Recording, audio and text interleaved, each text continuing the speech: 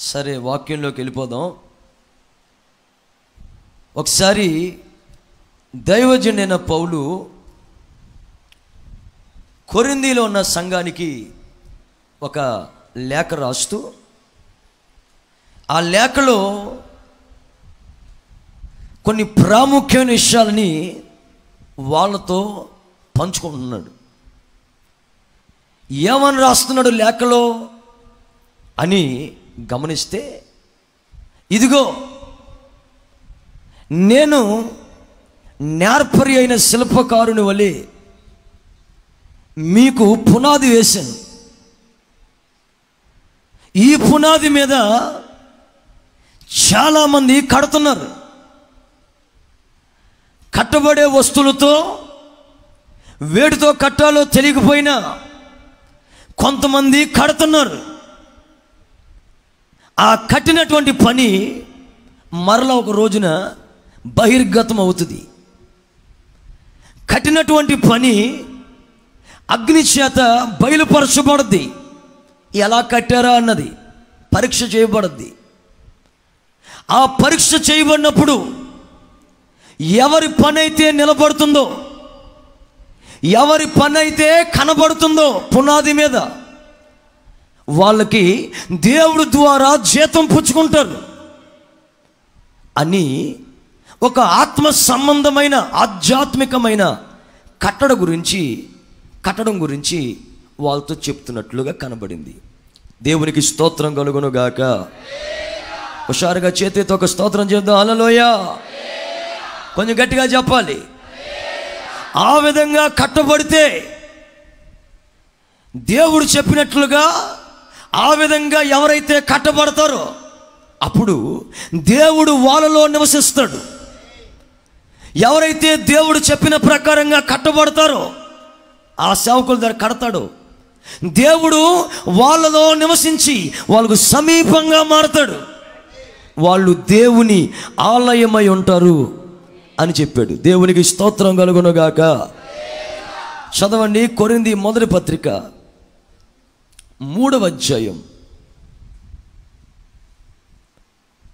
10వ వాక్యాన్ని నుండి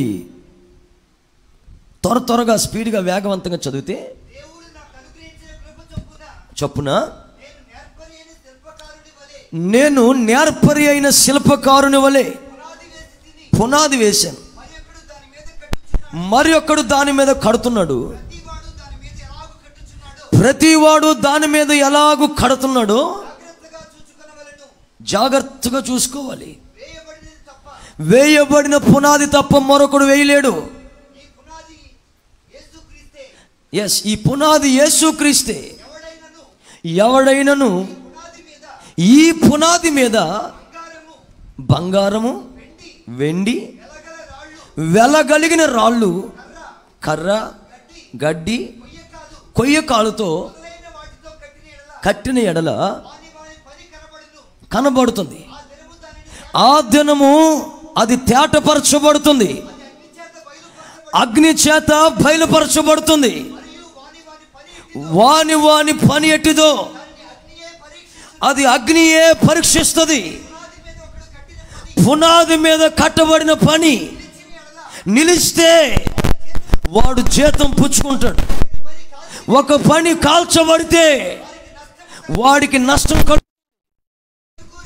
రక్షింపు చెప్పాడు. దేవునికి స్తోత్రం కలుగును గాక. చేతితో ఒక స్తోత్రం చెప్పండి. హల్లెలూయా. కొంచెం గట్టిగా చెప్పాలి. కట్టబడే ఒక కట్టడం ఎలా కట్టాలి, ఏ విధంగా కట్టబడాలి, వేటితో కట్టాలి? చాలామంది ఈ రోజున ఈ ఆధ్యాత్మికమైన కట్టడం ఎలా పడితే అలా కట్టడం వలన దేవుని మహిమ వాళ్ళలో నివసించట్లేదు. దేవుని మహిమ వాళ్ళలో నివసించాలంటే వాళ్ళు కట్టబడే రీతిలో వాళ్ళు కట్టబడాలి. వెనకాల కుర్చీలో కూర్చున్న వాళ్ళు చక్కగా వినాలి. మీ పక్కన వాళ్ళకి, ఆ పక్కన వాడికి చెప్పండి. ఆవిడే మీ పక్కన వాడికి వినండి, అమ్మ వినండి. వాక్యం వైపు చూడండి. దేవునికి స్తోత్రం కలుగును గాక. వస్తే ప్రయోజనం కాదు, వింటేనే మీకు ప్రయోజనం. విన్నది ఇంకా అవలంబిస్తే మరింత ప్రయోజనం. ఆమేన్, హల్లెలూయా. కట్టబడాలి. ఎలా పడితే అలా కట్టకూడదు. మనుషుల ఇచ్చ చప్పున కట్టకూడదు. మనుషులకు నచ్చినట్లుగా, మనుషుల ఆలోచన మేరకు అది కట్టబడకూడదు. ఎందుకంటే అందులో దేవుడు నివసించాలి అంటే అది చెప్పబడిన రీతిగా దేవుని ప్రణాళిక రూపంలోనే అది కట్టబడాలి. దేవునికి స్తోత్రం కలుగునుగాక. భూమి మీద ఏది కట్టబడినా ప్రతిదానికి దేవుడు మెజర్మెంట్లు ఇచ్చాడు. ప్రతిదానికి దేవుడు మెజర్మెంట్లు ఇచ్చాడు.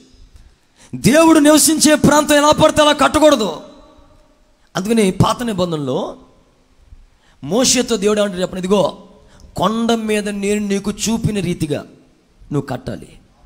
కొండ మీద నీకు ఏ విధంగా అయితే చూపించానో, ఎలా కట్టాలని చూపించానో ఆ రీతిగానే నేను చెప్పినట్లుగానే కట్టాలి, కట్టబడాలి. అప్పుడు నేను నివసిస్తాను. దేని కట్టారు? కొండ మీద చెప్పింది దేని గురించి చెప్పాడు? టాబర్నికల్, ప్రత్యక్షపు గుడారం గురించి చెప్పాడు. అక్కడ జలప్రలయం సమయంలో నోవహుతో దేవుడు చెప్పాడు ఓడ కట్టాలని. ఎలా కట్టాలి ఓడ?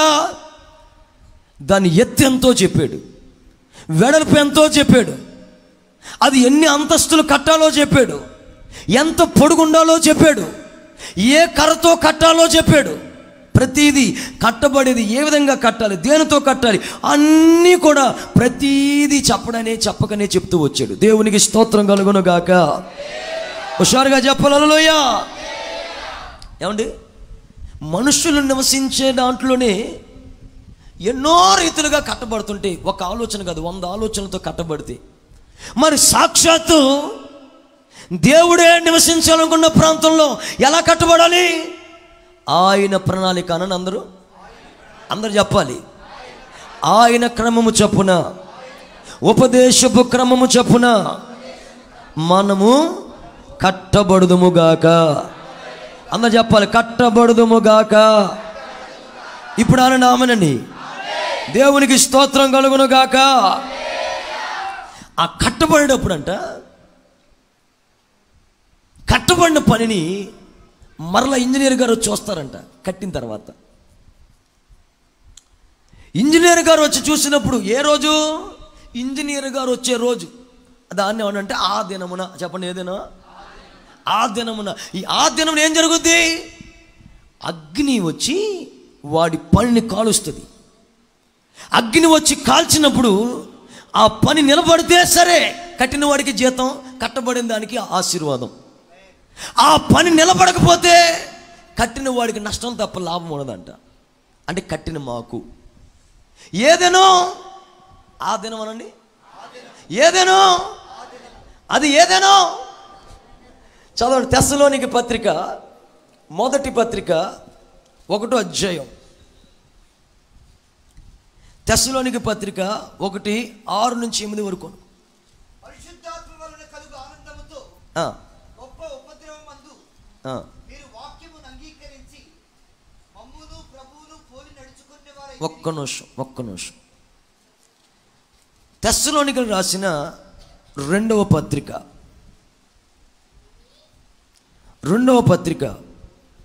6 నుంచి 8 వచనాలు. మొదటి అధ్యాయం 6 నుంచి 8 వచనాలు. ఎస్, ప్రభువైన యేసు తన ప్రభావమును కనబరుచు, చదవండి, దూతలతో కూడా. ఎక్కడి నుంచి అండి?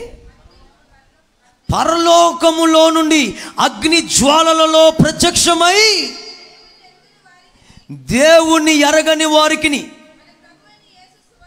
మన ప్రభు అయిన యేసయ్య సువార్తకు లోబడని వారికి ప్రతిదండన చేయనప్పుడు, మిమ్మును ఎవరైతే శ్రమపరుస్తున్నారో వారికి శ్రమయు, శ్రమ పొందుచున్న మీకు, అంటే శ్రమ పొందుచున్న మాకు కూడా మీకు శ్రమ ఎలాగో మాకు కూడా శ్రమ పడుచున్న మీకును అలాగే మాకును విశ్రాంతియు అనుగ్రహించిన దేవునికి ఇది న్యాయమే. దేవునికి స్తోత్రం కలుగునుగాక. హుషారుగా చెప్పను హల్లెలూయా. రాకడనబడేది ఒకటి ఉంది, ప్రభు రాకడ అతి త్వరలో రాబోతుంది.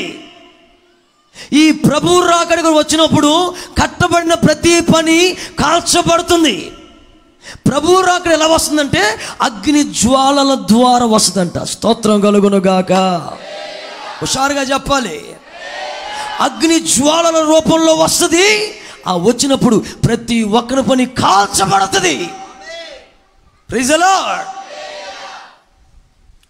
ఆ కాల్చబడాలి. కాల్చబడకపోతే పనికి ప్రయోజనం కలగదు. ఆ కాల్చబడినప్పుడు ఆ దినమున, ఆ రాకడ దినమున, ప్రభు వచ్చే ఆ మహిమ దినమున, ప్రభు వచ్చే ఆ ఎత్తబడే దినం, మనం ఎత్తబడే దినమున మనం శ్రమ పెట్టిన వారికి శ్రమ పడుతున్న మనకి విశ్రాంతిని ప్రభు అనుగ్రహించబోతున్నాడు. దేవునికి ఒక స్తోత్రం చెప్పండి. హల్లెలూయా. అంటే అగ్ని ఏ రోజు? రాకడ కొరకు నిల్వ చేయబడింది. అందుకని బైబిల్ ఒక చోట ఏమంటే రాస్తారు చెప్పిన, ఈ భూమి అలాగే పంచవేంద్రములు అగ్ని చేత లయమైపోయే రోజు రాబోతుంది అంటాడు. అగ్ని చేత లయమైపోయి కాల్చబడే రోజు మిక్కుటమైన వేంద్రములతో. చదవండి పేతురు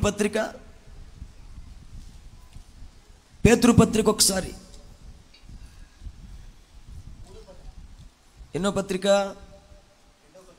పేతురు రాసిన 2వ పత్రిక 3:10. ప్రభు దినము దొంగ వచ్చినట్లుగా వచ్చును. ఆ దినమున ఆకాశములు మహాధ్వనులతో గతించెను. అదిగోండి, భూమి దేని కొరకు నిల్వ చేయబడింది ఇప్పటి వరకు అంటే పంచభూతములు సహితము మిక్కుటమైన వేంద్రములతో లయమైపోవును. భూమి దాని మీద కృత్యాలు. భూమి మీద కృత్యాలు కాలిపోతే భూమి మీద మనుషులు ఉంటారా? చెప్పాలి. భూమి దాని మీద ఉన్న కృత్యములు చేయబడిన ప్రతిదీ కూడా కాలిపోవును. ఇట్లా ఇవన్నీ లయమైపోతనే గనుక ఆకాశము రగులుకొని కరిగిపోవునట్టు దేవుని దినపు రాకడ కొరకు కనిపెట్టుచు, దాన్ని ఆశతో అపేక్షించుచు, మీరు పరిశుద్ధమైన ప్రవర్తనతో భక్తితో ఎంతో జాగ్రత్త కలవారై ఉండవలెను. దేవునికి స్తోత్రం కలుగునుగాక. చేతులు 2 పైకెత్తి చెప్పాలి, గట్టిగా చెప్పాలి. హల్లెలూయా. ప్రభు రాకడ రాబోతుందని కనుక ప్రభు రాకడ వచ్చేటప్పటికల్లా ఆయన అనుకున్న ఆధ్యాత్మికమైన అనుభవాల్లోకి మనం అందరం కట్టబడాలి అని, ఆధ్యాత్మికమైన కట్టడగా మనం మారి దేవుని అగ్ని చేత కాల్చబడినా సరే పని నిలబడగలగాలని దైవజనుడు ఆశపడుతున్నాడు. దేవునికి స్తోత్రం కలుగునుగాక. కాబట్టి ఎవరు కట్టాలి? త్వరగా మీకు కొన్ని మాటలు చెప్తాను. ఎవరు కట్టాలి? 1, నేర్పరి అయిన శిల్పకారుడు కట్టాలి. చెప్పండి, ఎవరు? అందరు చెప్పాలి. ఏమండి, ఎవరు కట్టాలనగానే ఏమంటారు? తాపి మేస్త్రి కట్టాలి అంటాం జనరల్గా. కానీ ఎవరు కట్టాలి అనగానే ఇక్కడ చెప్తున్నాడు, నేర్పరి అయిన శిల్పకారుని వల్లే కట్టాను, పునాదేశాను. నేర్పరైన శిల్పకారి అంటే శిల్పకారులు చాలామంది ఉంటారు, కానీ నేర్పరైన శిల్పకారులు తక్కువ మంది ఉంటారు. ఇప్పుడు శిల్పకారి అంటే అర్థం తెలిసింది, ఒక శిల తీసుకుంటాడు, ఒక రాయి. ఆ రాయిని తీసుకుని జాగ్రత్తగా నేర్పరైన శిల్పకారి ఏం చేస్తాడంటే జాగ్రత్తగా ఒక ముక్కుని తయారు చేయాలనుకోండి. ముఖంలో ఒక ముక్కుని తయారు చేయాలనుకోండి, ఈ ముక్కుని జాగ్రత్తగా కొడతాడు. చిరాకుగా కొట్టడు. చిరాకు వచ్చింది అనుకోండి, అని అన్నాడు అనుకో, ముక్కు ఊడిపోద్ది. మొత్తం ముక్కు ఊడి పక్కన పడిపోద్ది. అందుకని ఏం చేయాలి? జాగ్రత్తగా ఏంటది ఉలి తీసుకుని, ఆ ఉలితో జాగ్రత్తగా సుత్తి తీసుకుని అలా అలా అలా అలా కొట్టి, ఎన్ని దెబ్బలైనా కొట్టి, ఎక్కడ ఎత్తి లేపాలో, ఎక్కడ కింద దించాలో, ఎక్కడ పచ్చడి చేయాలో అన్నీ సరి చేసి సెట్ చేస్తాడు. దేవునికి స్తోత్రం కలుగునుగాక. ఎవరు చేసే పని ఇది? శిల్పకారికి అప్పచెప్పామంటే కొత్తోడు అనమాట. ఆడికి అప్పచెప్పామనుకో ముక్కుకు ఒక ముక్క లేపేస్తాడు. బొగ్గకు ఒక ముక్క లేపేస్తాడు, కన్నుకి నల్లగుడ్డు లేపేస్తాడు. ఏదుంటుందో ఏదుండదో తెలియని పరిస్థితి అందుకుని ఎవరు పడితే వాళ్ళు కట్టకూడదు. కట్టేవాడు ఎలా కట్టాలి? నేర్పరి అయిన శిల్పకారే కట్టాలి. దేవునికి స్తోత్రం కలుగునుగాక. మీకు ఇంకా అర్థమైనట్టుగా చెప్పనా? అక్కడ అంటాడు, వేసిన పునాది మీద మరలా వేయకూడదు అన్నాడు. మీరు చూసారు లేదు? తీయద్దురే. వేసిన పునాది మీద మరలా వేయకూడదు అంటే అర్థం ఏంటంటే, కొంతమంది కొత్తగా కట్టరేళ్ళు, కట్టిన దానిలోంచి లాక్కుంటారు. సంఘాన్ని కొత్తగా కట్టరు, కట్టిన దానిలోంచి కొంతమంది లాగి, కట్టిన దానిలోంచి కొంతమందిని కూడబెట్టుకుని వాళ్ళు దానికి పెయింట్లు వేసేవాళ్ళు. శిల్పకారుల పనిది. కొత్త దాన్ని తయారు చేయరేళ్ళు, తయారు చేయబడిన దానికి మరలా వేరే వేరే పెయింట్లు, కలర్లు మార్చి, రంగులు మార్చి వాటిని అలుముతారు, పులుముతారు తప్ప కొత్త దాన్ని తయారు చేయరేళ్ళు. కొత్త దాన్ని ఎవరు తయారు చేస్తారంటే నేర్పరి అయిన శిల్పకారి మాత్రమే ఓపికతో దాన్ని చేస్తాడు. దేవునికి స్తోత్రం కలుగునుగాక.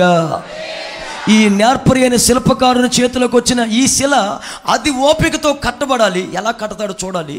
ఈయన ఓపికతో కూడా దాన్ని కట్టాలి. అప్పుడు ఆయన పోలిక మనలో కనబడుతుంది. దేవునికి ఒక స్తోత్రం చెప్పండి హుషారుగా, కొంచెం గట్టిగా చెప్పంది లేదు. చాలామంది ఈ రోజున సేవ చేయండిరా అన్నాం అనుకోండి, ఎవరినన్నా వాళ్ళ జీవితాల్లో కొంతమందిలో పిలుపు ఉండట్లేదు, పిలుపు లేదు. మరి కొంతమంది జీవితాల్లో దర్శనం లేదు, మరి కొంతమంది జీవితంలో భారము లేదు. ఒకటి పిలుపు కావాలి, పిలుపు లేదు కొంతమందికి. పిలుపు లేదని కొంతమంది వెనకబడే వాళ్ళు ఉంటే, పిలుపు ఉంది కదా అని ఎలా చేయాలో అర్థం కాని వాళ్ళు కొద్దిమంది ఉన్నారు. కొంతమందికి దర్శనం లేదు, ప్రభు యొక్క దర్శనం లేదు. ఎక్కడికి వెళ్ళాలో, ఏం చెయ్యాలో, ఎప్పుడు చెయ్యాలో, ఎలా చెయ్యాలో తెలియదు, దర్శనం లేదు. 3, కొంతమందికి చెయ్యాలని అన్నీ తెలుసు కానీ చేయడానికి ముందుకు రారు. అంటే ఏం లేదు దానిలో. మనం వెళ్తే బయటికి వెళ్ళి 200 సంపాదించుకుంటే ముద్ద తింటాం, అంత ముద్ద వండుకొని తినగలుగుతాం, అంత కూర వండుకొని తినగలుగుతాం అని తెలుసు. అయినా కానీ వెళ్ళట్లేదు అంటే అర్థం ఏంటి? సోమరుడు. భారం లేదు, పెంచాలని ఒక బాధ్యత లేదు, కుటుంబాన్ని పోషించాలని ఒక ఆలోచన లేదు, భారం లేదు. దేవునికి స్తోత్రం కలుగునుగాక. హల్లెలూయా. అంటే కొంతమంది ఇలా రకరకాల వాళ్ళు ఉంటారు. ఆ మధ్య అండి నేను సేవ ప్రారంభించే కొత్తలో ఒక ఇంటి దగ్గర నేను ప్రార్థన చేయడానికి వెళ్తే అక్కడికి ఒక అతను వచ్చాడు. అతను గురించి చెప్తున్నాడు ఒక ఆయన. ఏమని చెప్తున్నాడంటే, ఇదిగో నేను సేవ చేద్దాం అనుకోండి, ఎలా చేయాలి సేవ అన్నాడంటే ఒక అతన్ని అడిగాడంట. అడిగితే అతను అంటాడు, ఏం లేదురా, సేవ చేయడం చాలా ఈజీ. చర్చికి వెళ్ళే వాళ్ళు ఎవరున్నారో, బాగా భక్తిగా ఉన్న వాళ్ళు ఎవరున్నారో వాళ్ళ దగ్గరికి వెళ్ళి దేవుడి దగ్గర నేను ప్రార్థన చేస్తుంటే, దేవుడి దగ్గర ప్రార్థన చేస్తే మీ ఇంటికి వెళ్ళి ప్రార్థన చేయమన్నాడు అని చెప్పు. వాళ్ళు ఎర్రి మొక్కలు వేసుకుని ఇంట్లోకి తీసుకెళ్ళి ప్రార్థన చేయించుకుంటారు. అయ్యి బాబోయ్, ఎంతమంది భక్తులు ఉంటే నన్నే దేవుడు చూపించాడంటే మామూలు కాదని చెప్పి వెళ్ళి ప్రార్థన చేయించుకుంటారు. అలా 2-3 సార్లు వాళ్ళ కుటుంబాన్ని దర్శించు తర్వాత మరలా ప్రార్థన చేసి అను, దేవుడు ఎందుకో మీ ఇంటి దగ్గరే ప్రార్థన పెట్టమన్నాడు అనను. అంతే. ఎర్రి మొక్క వేసుకుని వాళ్ళు చర్చికి వెళ్ళకుండా అక్కడ కూర్చుని అవసరం 4 కూడబెట్టి అక్కడ కూర్చోబెడతారు, సంఘం స్టార్ట్ అవుద్ది. అర్థమైందండి? అంటే ఏం లేదు ఇందులో, కట్టబడుతుంది. కానీ ఎలా కట్టబడుతుంది? కట్టిన దాని మీద కట్టబడుతుంది, వేసిన దాని మీద మరలా వేయబడుతుంది. ఇది మరలా రంగులు వేసే బ్యాచ్ తప్ప కొత్తదాన్ని కట్టే బ్యాచ్ కాదు ఇది. ఈ అనుభూతిలో ఉన్న వాళ్ళందరూ నేర్పరి అయిన శిల్పకారి కోవలోకి వచ్చిన వాళ్ళు కాదు. నేర్పరి అయిన శిల్పకారిగా మనము కట్టబడుదుముగాక. నేర్పరైన శిల్పకారి చేతిలో మనము కట్టబడుదుముగాక. చేతుల పైకి ఒక మంచి స్తోత్రం చెప్తాం గట్టిగా, కొంచెం గట్టిగా చెప్పాలి. ఇంతకీ ఎలా కట్టబడాలి మనం? ఓకేనా? ఇంతకీ ఎలా కట్టబడాలి? దేనితో కట్టబడాలి? ఎలా కట్టబడాలి? దేనితో కట్టబడాలి? చదవండి. అదే కొరింథీ పత్రిక 3వ అధ్యాయం, ఇందాక మీరు తీసింది కొరింథీ మొదటి పత్రిక 3వ అధ్యాయం. కొందరు బంగారంతోనూ, చదవండి అక్కడి నుంచి 3వ అధ్యాయం 10వ వచనం కింద 11-12 వచనాల్లో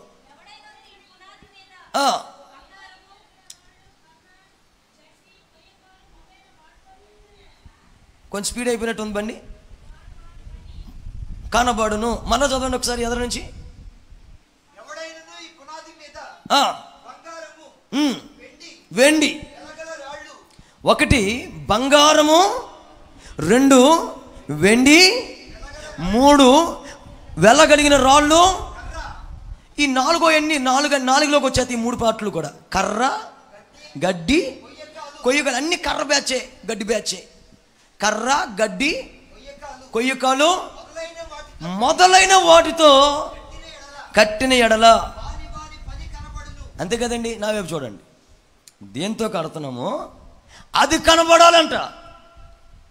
దేనితో కడుతున్నామో అది కనబడాలి. కట్టబడేది దేంతో కట్టబడాలి? 3 విషయాలు చెప్తాను ఈ పూట మీకు. అరగంటలో 3 చెప్తా. గట్టిగా ఒక అల్లు చెప్పండి. మీరు చేతులు ఊపుతూ చెప్పాలి. ఏ మీరు చెప్పండి ఇప్పుడు. ఏ బంగారం, బి వెండి, సి వెలగలిగిన రాళ్ళు, డి ఈ 3లో దాంట్లో వేసేయండి చాలు. డిలో వేసేయండి. ఎందులో? కర్ర, గడ్డి, కొయ్యకాలు. ఈ 4 డీలో పడేయండి చాలు. కనుక డి ముట్టుకోద్ది ఈ పూట మనకి. ఇప్పుడు ఏబిసిలోనే మనం మాట్లాడుకుందాం. 1 ఏ బంగారంతో కట్టబడాలి. అందరు చెప్పండి ఒకసారి. ఒకసారి దైవజనుడైన ఏలియా అక్కడ వాళ్ళందరినీ కూడా కరిమేలు పర్వతం దగ్గరికి తీసుకుని వచ్చాడు. రప్పించాడు. వాళ్ళందరినీ రప్పించాడు. రాజును రప్పించాడు. ప్రజలందరినీ రప్పించాడు. బయలు పూజారులు రప్పించాడు. రప్పించి వాళ్ళందరితో ఇలాగ మాట్లాడుతున్నాడు. ఏమన్నాడంటే వాళ్ళందరూ రప్పించి, ఇదిగో ఎంతకాలం 2 తలంపుల మధ్యలో ఉంటారు, ఎంతకాలం 2 తలంపుల మధ్యలో కొనసాగుతూ ఉంటారు, ద్వంద్వ స్వభావంతో కొనసాగుతూ. 2 తలంపులు. ఎవరికంటే 2 తలంపులు? 1 పాముకు ఉంటాయి. 1 పాముకి 2 తలంపులు ఉంటాయి, 2 స్వభావాలు ఉంటాయి, 2 నాలుకలు. కొంతమంది మనుషులకు ఉంటుంది 2 తలంపులు. కనుక అలాంటి వాళ్ళు దేవుని యొద్ద నుండి ఏమీ పొందుకోలేకపోతున్నారు అంటాడు ఇంకో చోట. దేమనస్కులారా, మీరు దేవుణ్ణి ఏది అడిగినను పొందుకోలేరు అంటాడు. దేవునికి స్తోత్రం కలుగునుగాక. 2 తలంపులు కలిగిన పాములు ఉన్నాయి, 2 తలంపులు కలిగిన మనుషులు ఉన్నారు. 2 తలంపుల మధ్యలో అంటే అటు ఆచారాలు ఉన్నాయి, ఇటు దేవుని భక్తి ఉంది. అటు లోకాన్ని చూస్తున్నారు, ఇటు దేవుళ్ళు కొనసాగుతున్న 2 తలంపుల మధ్యలో కొనసాగుతున్న వాళ్ళారా. ఒక పని చేద్దామని ఒక సవాల్ విసిరాడు. చెప్పండి ఏం చేశాడు? చెప్పండి త్వరగా చెప్పండి. సవాల్ విసిరాడు. ఆ సవాల్లో ఏమని విసిరాడు అంటే, ఇదిగో నిప్పు వేయకుండా, అగ్ని వేయకుండా కట్టెలన్నీ తీసుకుని వద్దాం. కట్టెలన్నిటినీ తీసుకుని వచ్చి ఒక బలి పశువును వధించి కట్టెల మీద పెడదాం. మీరు పెట్టండి రా, నేను పెడతాను. కింద మాత్రం నిప్పేయద్దు. ఏ దేవుడు ప్రార్థన ఆలకించి అగ్నిని కుమ్మరిస్తాడో ఆ దేవుడు నిజమైన దేవుడు అని నమ్ముదాం. మిగతా వాళ్ళు దేవుడు కాదు, అది ఒట్టెట్టి దేవులే అని దాన్ని విడిచిపెడదాం, నామకార్థపు అనుభవం నుంచి విడిచిపెడదాం అని ఒక సవాల్లోకి వచ్చారు. గట్టిగా స్తోత్రం చెప్తాం. మీ అందరికీ తెలిసిన విషయమే. మనకందరికీ కొట్టిన పిండి కదా, చక్కగానండి. అప్పుడు వాళ్ళందరూ ఏం చేస్తున్నారంటే, సరే అని చెప్పి కట్టెలన్నింటిని పెట్టి దాని మీద బలి పశువుని పెట్టి నెమ్మదిగా దాని ముందు డ్యాన్సులు వేస్తున్నారు, దాని ముందు భజనలు చేస్తున్నారు, దాని ముందు గంతులేస్తున్నారు. గంతులేస్తూ ఎంత గంతులేసినా వాళ్ళ ప్రార్థన విన్న నాదుడు ఎవరూ లేరు, ఒక్కడు కూడా రాలేదు. వాళ్ళకున్న అలవాటు వాళ్ళ దేవుణ్ణి ప్రసన్నం చేసుకోవడం కొరకు శస్త్రములతో కోసుకుంటారంట. చేతులు కోసుకుని రక్తం ఒలికిస్తూ గంతులేసి పిలుస్తున్నారు. ఇంచుమించు పొద్దు నుంచి పిలుస్తుంటే సాయంత్రం అయింది కానీ ఏ ప్రార్థనకు జవాబు రాలేదు. అప్పుడు ఏలియా కొంచెం అపహాస్యం చేసి, మీ పిలుపుకి అందలేంత దూరంలో ఉన్నాడేమో, ఒకవేళ పడుకున్నాడేమో, ఒకవేళ ఏదైనా మీటింగ్లో ఉన్నాడేమో, ఏ డ్యాన్సింగ్ ప్రోగ్రాంలో ఉన్నాడేమో, పిలవండి అని చెప్పి అపహాస్యం చేశాడు. అయిపోయింది. ఇప్పుడు ఎవరు వంతు వచ్చింది? ఏలియా వంతు. స్తోత్రం చెప్పండి అందరూ. ఇప్పుడు ఎవరు వంతు? ఇప్పుడు ఏలియా వంతు. ఉదయ అస్తమయ సాయంత్ర సమయంలో అర్పణ అర్పించే సమయానికి వచ్చేటప్పటికి ఏలియా మొట్టమొదటిగా ఏం చేస్తున్నాను చెప్పనా? పాడైపోయిన పడిపోయిన బలిపీఠాన్ని తిరిగి కడుతున్నాడు. Praise the Lord. గట్టిగా స్తోత్రం చెప్పాలి. బలిపీఠం ఏంటి? బలిపీఠం ఎందుకు కడుతున్నాడు? బలిపీఠం ఎందుకు కడుతున్నాడంటే ఆయన బలిపీఠం మీదకు వచ్చి వారిని కలుసుకుని పోయే సమయం బలిపీఠం దగ్గర కలుస్తాడు. స్తోత్రం కలుగును గాక. బలిపీఠం మీదకి దిగి వస్తాడు. హల్లెలూయా. చదవండి ఒకసారి ఆ మాట మీరు బైబిల్ తెరిచి త్వరగా. నిర్గమాకాండం ముందు రాజుల గ్రంథం 17వ అధ్యాయం 18:31. 18:31 చదవండి. 18:30. నా యొద్దకు రండి జనులతో చెప్పగా జనులందరూ అతని దగ్గరికి వచ్చిరి. అతడు అండర్లైన్ చేసుకోండి, కింద పడిపోయి ఉన్న యెహోవా బలిపీఠమును బాగు చేసి యెహోవా వాక్కు ప్రత్యక్షమై. చదవండి. లెక్క చొప్పున 12 రాళ్ళు తీసుకుని చాలు. అసలు బలిపీఠం ఎందుకు కట్టాడు? నిర్గమాకాండం అందరూ బైబిల్ తీయాలి. 29:42. నిర్గమ 29:42. ఇది యెహోవా సన్నిధిని సాక్ష్యపు గుడారం యొక్క ద్వారమునొద్ద మీ తరతరములకు నిత్యముగా అర్పించు దహనబలి నీతో మాట్లాడుటకు నేను అక్కడికి వచ్చి మిమ్మల్ని కలుసుకొందును. అండర్లైన్ చేసుకోండి. మీతో మాట్లాడడానికి నేను అక్కడికి వచ్చి మిమ్మల్ని కలుసుకుని మీతో మాట్లాడతాను. ఆమేన్. ఇంకేముంది? అక్కడికి వచ్చి అదిగో మరి మానేసేది వద్దా? మాతో మాట్లాడితే చాలా. మరి మా చదువు సరిగ్గా చదువు. మళ్ళా పై మాట మొత్తం అని చదువుతున్నాడు బాబోయ్. అది అమ్మయ్య.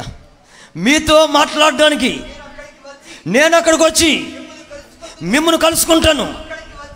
అక్కడికి వచ్చి ఇశ్రాయేలీయులను కలుసుకుంటాను.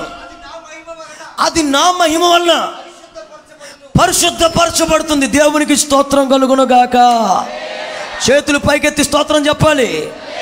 చేతులు చెప్పాలి. హల్లెలూయా. దేవుడు ఎలా దిగి రావాలో వాళ్ళకి తెలియదు, కానీ దేవుణ్ణి ఎలా దించాలో ఏలియాకి తెలుసు. Praise the Lord. ఏలియా ఏం చేస్తున్నాడు? పాడైపోయిన బలిపీఠాన్ని తిరిగి కడుతున్నాడు, మరలా బాగు చేస్తున్నాడు, సరి చేసుకుంటున్నాడు. మీకు అర్థమవుతుందండి? దేనికోసం సరి చేస్తున్నావు బాబు? ఆన్సర్ రావాలి నాకు. దేనికోసం సరి చేస్తున్నావు? దేవుడు నాతో మాట్లాడాలని. ఆమేన్. దేవుడు నన్ను కలుసుకోవాలని. హల్లెలూయా. దేవుడు నా యొద్దకు దిగి రావాలని. హల్లెలూయా. గట్టిగా స్తోత్రం చెప్పు. ఇప్పుడు ఎందుకు మనం సరి చేసుకోవాలి? దేవుడు మనం కలుసుకోవాలంటే ముందు మనం సరి అవ్వాలి. దేవుడు మనం సమీపించాలంటే మనకు మనం సరి చేసుకోవాలి. దేవుడు మన దగ్గరికి దిగి రావాలి అంటే మనకు అతిక్రమాలు ఒప్పుకొని విడిచిపెట్టి ప్రభు దగ్గర సరిగ్గా నిలబడగలగాలి. దేవునికి స్తోత్రం కలుగును గాక.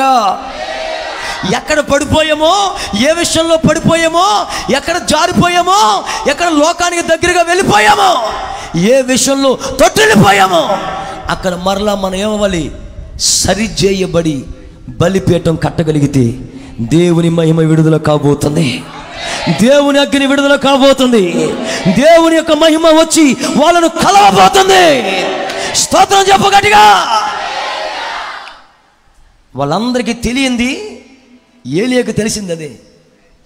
వాళ్ళందరికీ తెలియంది, ప్రార్థన చేస్తున్నాం కానండి, ప్రార్థనకి జవాబు రావట్లేదండి. ప్రార్థనకి వెళ్తున్నాం కానండి, ఎందుకు వచ్చిన ప్రార్థననండి, ఎన్ని సంవత్సరాల నుంచి వెళ్ళినా కానీ ఉపయోగం ఉండలేదండి, ఎంతకాలం వెళ్ళినా కానీ మాకు జవాబు రావట్లేదు. ఏయ్, ఎంతకాలం వెళ్ళినా జవాబు రాకపోవడం కాదు, వెళ్తున్న నీవు నీ బలిపీఠాన్ని ముందుగా సరి చేసుకో.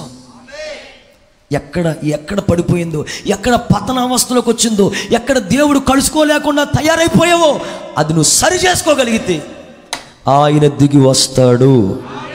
గట్టిగా చెప్పాలి, గట్టిగా చెప్పాలి. హల్లెలూయా.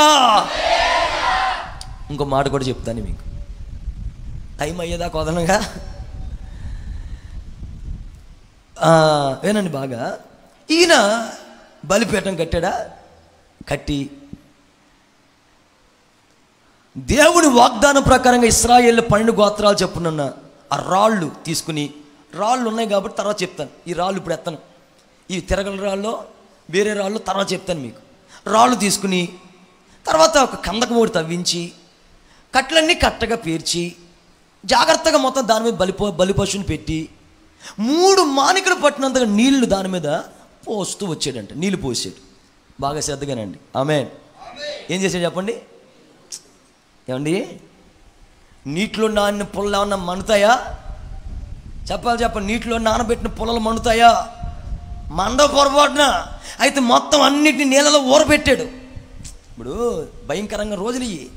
మొన్న నీళ్ళలో చిక్కుకొని కొంతమంది ఇబ్బంది పడుతుంటే ఒక ఏనుగుతో పాటు ఒక అతను చిక్కుపోయారు. ఏమే ఏనుగా, నువ్వు నేను అయిపోయేటట్టుగా ఉన్నాం, కనుక ఏం చేయాలి అని ఆలోచిస్తే ఏనుగు చెవులో ఆ చెప్పగానే ఏనుగు చెవులు పెట్టుకుని కూర్చున్నాడు వీడు. అది మునగనో తేలను 3 కిలోమీటర్ల దూరం, అంత దూరం అంట, 3 కిలోమీటర్లు అంత దూరం ఈదుకొని ఒడ్డుకు అది వచ్చింది, యజమాన్ని తీసుకొచ్చింది. బాగుంది కదా?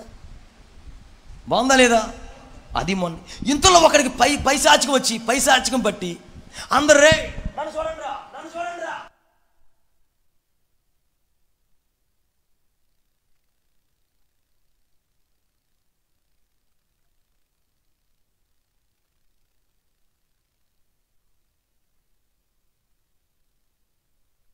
వచ్చేస్తాడంటే ఏతొచ్చాడు 24 గంటలు ఇంకా కనపడలే. దేవునికి స్తోత్రం కలుగును గాక. ప్రాణాపాయంలో చిక్కుకున్నాను రా బాబు అనుకుని ఏనుగు చెప్తే ఏనుగన్న వివరం ఉండి జాగ్రత్తగా 3 కిలోమీటర్లు ఈదుకొని వెళ్ళి యజమాని కాపాడింది. వీడికి ఎంత దెయ్యం పట్టకపోతే వీడు పని కట్టుకుని దూకాడు చూడండి. ఎచ్చులు అంటే కొంతమందికి ఎచ్చులకు పోయి ఉన్న స్తోమతలు ఉండరు, ఎచ్చులకు పోతుండ్రు కొంతమంది. ఎచ్చులకు వెళ్ళి దూకితే 24 గంటలు వెళ్ళినా శాల్తీ గల్లంతు ఎక్కడా కనబట్టలేదు. వరద ఉధృతి పెరిగిపోయింది, మనిషి కనబడలేదు. కనబడితే వచ్చేవారు మీకు చెప్తా వాక్యంలో. ఇంక కనబడ్డా దేవునికి ఒక స్తోత్రం చెప్పు గట్టిగా, హుషారుగా చెప్పాలి. ఇప్పుడు ఇబ్బంది పడేవాళ్ళు ఇబ్బంది పడుతున్నారు అంటే అసలే కట్లు పోయి వెచ్చగా ఉన్నప్పుడు చక్కగా ఆరిపోయినప్పుడు దాని మీద నీళ్ళు పోయడం ఎందుకో. కానీ నీళ్ళు పోసారంటే ఏలియా నీళ్ళు పోసి చిన్న ప్రార్థన చేస్తాను. ఇదిగో నీ నామము గణపరచబడినట్లుగా నీ అగ్ని దిగి వచ్చి వీళ్ళందరూ తెలుసుకునేటట్లుగా నీ అగ్ని దిగి రావాలి అని ప్రార్థన చేస్తున్నాడండి. ఆకాశంలో నుండి అగ్ని దిగి ఏం చేస్తుంది? బలిపీఠమును, ఆ కట్టెలను, బలి పశువులను కాల్చివేసి నీళ్లను సైతము ఆరిపోజేసాను. చవలు కొట్టండి గట్టిగా. నీళ్లను సైతము ఆరిపోజేసాను. హల్లెలూయా. హుషారుగా చెప్పాలి. హల్లెలూయా. ఒకటి అడుగుతాను, మీరు చెప్పండి. నీళ్ళల్లో నిప్పేస్తే ఏమవుద్ది? చెప్పాలి మీరు. నిప్పు మీద నీళ్ళు పోస్తే ఏమవుద్ది? ఏ రాయినా ఒకటి అంటారు మీరు. నీళ్ళల్లో నిప్పేసినా నిప్పు ఆరిపోద్ది, నిప్పు మీద మంట మీద నీళ్ళు పోసినా నిప్పు ఆరిపోద్ది. దేవునికి స్తోత్రం చెప్పండి గట్టిగా. యెహోవా అగ్ని దిగి ఈ అగ్ని నీళ్లను సైతము ఆరిపోజేసిందంట. స్తోత్ర. నీళ్లను సైతము ఆరిపోజేసేట్టుగా చేశాడు. హల్లెలూయా.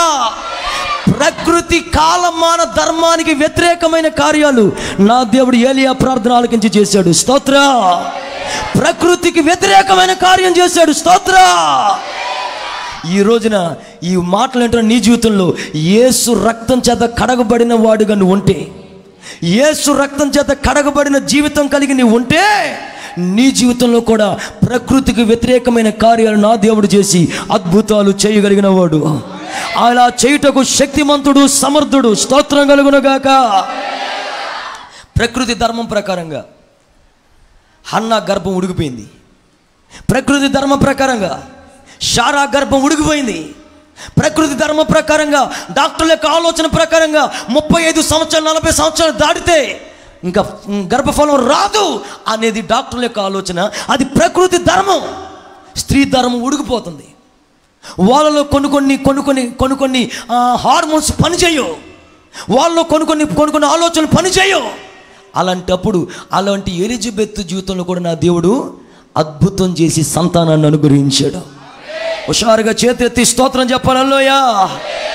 ప్రకృతి ధర్మము ఎటువంటి రీతిగా ఉన్నా సరే మనం ఆరాధించే దేవుడు ప్రకృతి ధర్మానికి వ్యతిరేకమైన కార్యాన్ని తన ప్రజల కొరకు చేయగలిగిన సామర్థ్యం కలిగిన దేవుడు. స్తోత్రం చెప్పు, హుషారుగా చెప్పాలి, చెప్పు గట్టిగా. ఎవరికండి ప్రకృతి ధర్మానికి వ్యతిరేకంగా చేస్తాడైనా? ఎవరికండి ప్రకృతి ధర్మానికి వ్యతిరేకంగా అద్భుతాలు చేస్తాడంటే ఎవరైతే బంగారం వలె కట్టబడతారు, అంటే విశ్వాసముతో కట్టబడతారు, ఎవరైతే ఆయన విశ్వాసం ఉంచుతారో వాళ్ళకి నా దేవుడు అద్భుతాలు చేస్తాడు. ఆయన ప్రార్థన చేస్తున్నాడు వృద్ధాప్యంలో. జకర్యా ప్రార్థన చేస్తూ ఉంటే లోకానికి మనకున్న తేడా అని చెప్పనా? మన దేవునికి లోకానికి ఉన్న తేడా. భక్త అంటారు వాళ్ళు, మన దేవుడు ఏం చేస్తాడు సార్? దిగి రావడం, డిష్యం దిగి రావడం. భయపడకో అని చెప్తాడు. ఇంక భయపడద్దని దిగి భయపడద్దని చెప్పాడు. నీ భార్య గర్భవతి అవుద్ది, కంగారు పడద్దు, నీ ప్రార్థనలన్నీ ఆలకించబడ్డాయి, దేవుడు చూశాడు అని చెప్పాడు. ఎవరికి? జకర్యా, దేవుని మందిరంలో సేవ చేస్తున్న వ్యక్తికి. అప్పుడు ఈయనంటాడు, అయ్యా నీ పిచ్చి కానీ, నా భార్య వయసు శ్రీధర్మం ఉడిగిన వృద్ధురాలు, ఆమె ఈ వయసులో ఏ విధంగా గర్భవతి అవుద్ది, నేను ఏ విధంగా కంటాను, ఇదంతా అయ్యే పని కాదు అన్నాడు. నీవు దేవుడు చెప్పిన మాటను కూడా నిరర్ధకంగా మాట్లాడుతున్నావు కనుక నీ నోరు తాత్కాలికంగా మూత వేయబడును గాక అని దేవదూత శపిస్తే మోగోడైపోయాడు. ఇంకెవరితో మాట్లాడట్లేదు. పాస్టర్ గారిని ప్రార్థన చేయండి అంటే ప్రార్థన చేయట్లేదు, చూసి వెళ్ళిపోతున్నాడు.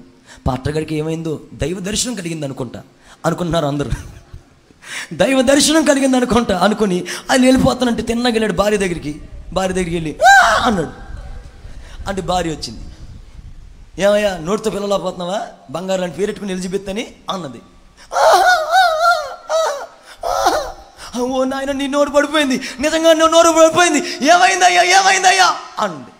అంటే ఆయన అంటాడు, ఓహో దేవదూత వచ్చాడా? ఎప్పుడు? నువ్వు ప్రార్థన చేస్తున్నాడు, దేవదూత వచ్చాడా? ఓకే, వచ్చి ఏమన్నాడు అన్నాడు. ఓహో నేను గర్భవతి అవుతానడా, నేను పిల్లలు కంటానన్నాడా? అబ్బమ్మ నువ్వేమన్నావు? ఇది ఎలా కుదురుతా అన్నాను. నీ నోరు పడమని ఎందుకు అలాగన్నా? మనం ప్రార్థన చేస్తున్నాం, మనం ఆరాధించే దేవుడు ఈ కార్యాన్ని చేయుటకు సమర్థుడు. గట్టిగా స్తోత్రం చెప్పాలి. హల్లెలూయా. ఈ కార్యాన్ని చేయుటకు సమర్థుడు. విశ్వసించిన తోడని వెంటనే అదే దినాల్లో ఆమె గర్భవతిగా మార్చబడింది. ఆ దినాల్లోనే గర్భవతిగా మార్చబడి దేవుని సన్నిధికి వచ్చి కన్నీళ్లు కార్చింది అన్న. దైవ సేవకుడు ఒక నోటి మాటతో చెప్పాడు, నువ్వు దేవునితో ఏదైతే మొరపెట్టావో అది నీ జీవితంలో జరగబోతుందని చెప్పాడు. ఆమె ప్రార్థన బట్టి కాక దైవ సేవకుడు నోటి మాటను బట్టి అదే దినమున ఆమె గర్భవతిగా మార్చబడింది. స్తోత్రం చెప్పాలి గట్టిగా. ఈ రోజున నీ జీవితంలో నీ విశ్వాసం చాలా ప్రాముఖ్యమైనది. బంగారం దేంతో సూచనకు పోల్చబడిందంటే విశ్వాసంతో. అందుకని పేతురు పత్రికలో అంటాడు, నశించిపోయే సువర్ణము అగ్ని పరీక్ష వలన ఎలాగైతే భద్రం చేయబడుతుందో దానికంటే అమూల్యమైన మీ విశ్వాసము ఈ పరీక్షకు నిలిచినదై. చదవండి 1:7 పేతురు పత్రిక. నశించిపోవు సువర్ణము అగ్ని పరీక్ష వలన శుద్ధపరచబడుతుంది కదా. అదిగో బంగారానికి ఎలాగైతే కొలిముందో, బంగారానికి ఎలాగైతే అగ్ని తాకిడి ఉందో, అలాగే మన విశ్వాసానికి కూడా దానికంటే అమూల్యమైన మన విశ్వాసమును కూడా ఈ శోధనల చేత ఈ శోధనల చేత పరీక్షకు నిలిచినదై యేసుక్రీస్తు ప్రత్యక్షమైనప్పుడు మెప్పు ఘనత మహిమకు కారణమగును. దేవునికి స్తోత్రం కలుగును గాక. చేతెత్తి ఒక స్తోత్రం చెప్పాలి, హుషారుగా చెప్పాలి. శోధనలలోనే ఉపయోగించేది విశ్వాసం. ఇబ్బందుల్లో ఉపయోగించే దాని పేరు విశ్వాసం. ఒక ఆయుధం పేరు విశ్వాసం. సమస్యల వలయంలో ఉపయోగించే దాని పేరు ఏంటంటే విశ్వాసం. మీకు 2 ఉదాహరణలు చెప్తాను, నేను ముందుకెళ్తాను. వెండిలోకి వెళ్ళిపోతాను, ఇంక బంగారం నుంచి ఎండిలోకి వెళ్ళిపోతాను. ఓకేనా? 2 ఉదాహరణ. ఒకసారి అబ్రహాముకి లేక 100 సంవత్సరాల వయసులో దేవుడు శారా గర్భం తెరిచి అబ్రహాముకి బిడ్డలను ఇస్తే, ఇప్పుడు శారా గర్భం తెరిచిన అబ్రహాము తన బిడ్డను ఎత్తుకుని నవ్వేవాడని వాడికి పేరు పెట్టి వాడితో ఆడుతున్నాడు. నవ్వేవాడే కదండి, నవ్వేవాడే. ఆడుతుంటే దేవుడు అన్నాడు, నీ ఒక్కగానొక కుమారుణ్ణి నా దగ్గరికి తీసుకురా, వాడిని నేను చూపించే ప్రదేశంలో బలిగా అర్పించు. Praise the Lord. స్తోత్రం చెప్పు గట్టిగా. బలిగా అర్పించు అన్నాడు. మనమైతే ఏమంటాం? ఒక్కడ తప్ప. కొంతమంది నేను ఒకటి అడగాలనుకుంటున్నాను అన్నారు అనుకోండి, ఎలా ఉంటుంది చెప్పిన, డబ్బు విషయం తప్ప ఏదైనా అడుగు, ఒక్కడ తప్ప. డబ్బు గీడి ప్రాణానికి లంకి. ఇప్పుడు ఈయన కూడా ఏమనాలి? నేను దేవుడు ఒకటి అడగగానే, ప్రభువా ఇందులోంచి నా కుమారుని నిష్క్రమించి అదొకటి తీసేసి నన్ను బలిగా అవ్వమంటావా, లేకపోతే నా భార్యని వేసేయమంటావా? ఎవరైనా మా ఇద్దరిలో ఏదైనా పర్లేదు, నన్ను అది వేసినా పర్లేదు, నేను దాన్ని వేసినా పర్లేదు, ఆ నుంచు అని అంటే అంత బాగుండేది. మొత్తం అది బలే కదా. అలా అడగలేదు. దేవుడు చెప్పాడు, ఎంతవరకు ఏడు ఉంటాడా, పరీక్షలో నిలబడతాడా అని పరీక్ష పెట్టాడు. ఆ పరీక్షలో అరే అమ్మకు చెప్పిరా అన్నాడు. అమ్మకు చెప్తానికి వెళ్ళాడు. ఏమని, అమ్మ నాన్న నేను బలి ఇవ్వడానికి వెళ్తున్నాం మళ్ళీ వచ్చేస్తానులే అని చెప్పి అమ్మకు చెప్పి వచ్చాడు. త్వరగా రా బాబు, నా కళ్ళన్నీ నీ మీదే, నా ఆశలన్నీ నీ మీదే, త్వరగా రా అంది తల్లి. అలాగే వచ్చేస్తానని వెళ్ళాడు. నిప్పులు ఉన్నాయి, కట్లు ఉన్నాయి, బలి అర్పించడానికి వెళ్తున్నాడు. దారిలో కొడుకు అడిగాడు, మనకు తెలిసిన మాట ఏమని, బలికి అన్నీ ఉన్నాయి, కట్లు ఉన్నాయి, నిప్పులు ఉన్నాయి, కత్తి ఉంది, అన్నీ ఉన్నాయి, బలి పశువు ఏది, వేర్ ఈజ్ ల్యామ్ అని చెప్తే అన్నీ ఏం చేయాలి? అబ్రహాము అలా కౌగిలించుకుని ఏడుస్తూ కన్నీళ్ళు పెట్టుకోవాల్సిన అబ్రహాము, అరే దేవుడు చూసుకుంటాడురా, మనకెందుకురా, పదరా అని వెళ్ళిపోతూ మోరియా పర్వతం మీదకి వెళ్తూ కింద ఉన్న పని వాళ్ళతో చెప్తున్నాడు, పని వాళ్ళారా గాడిదని పట్టుకుని మీరు ఇక్కడ ఉండండి. కట్లు ఇస్సాకు నెత్తి మీద పెట్టాడు, నిప్పు పట్టుకున్నాడు, కత్తి పట్టుకున్నాడు. మేము వెళ్ళి బలి అర్పించి, యెహోవాకు బలి అర్పించి మరలా మేము తిరిగి వస్తాం. Praise the Lord. అబ్రహాముకు తెలుసు ఎవరిని అర్పించమన్నాడు దేవుడు, తన కొడుకునే అర్పించమన్నాడని తెలుసు. కానీ వీళ్ళు ఏం చెప్తున్నారు, మేము వెళ్ళి బలి అర్పించి వస్తాను అనాలి, మేము తిరిగి వస్తాం అంటే అర్థం ఏంటి తెలుసా?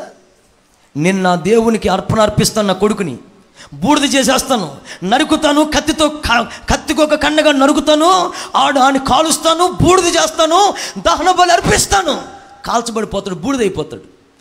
కానీ నా దేవుడు ఎవరు తెలుసా? బూడిదలో నుంచి సైతము నా ఇస్సాకు నాకు తిరిగి ఇవ్వగలిగిన దేవుడు. స్తోత్రం, హల్లెలూయా.